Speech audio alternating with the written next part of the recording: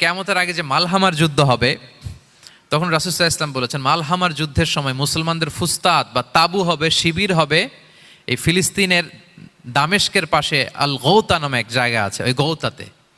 এবং ঈসা আলাইহিস সালাম এসে যে দাজ্জালকে হত্যা করবেন সেটাও ওই শামে, ফিলিস্তিনের বাবুল লুদ এখনো একটা জায়গা আছে, ওই জায়গাটার নাম এখনো বাবুল লুদ, ওখানে তিনি দাজ্জালকে হত্যা করবেন।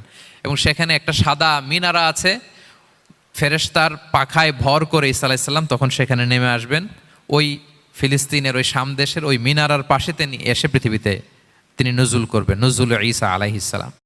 কিয়ামতের আগে যে মালহামার যুদ্ধ হবে তখন রাসূল সাল্লাল্লাহু আলাইহি ওয়াসাল্লাম বলেছেন মালহামার যুদ্ধের সময় মুসলমানদের ফুস্তাদ বা তাবু হবে, শিবির হবে এই ফিলিস্তিনের দামেস্কের পাশে আল গৌতা নামে এক জায়গা আছে, ওই গৌতাতে।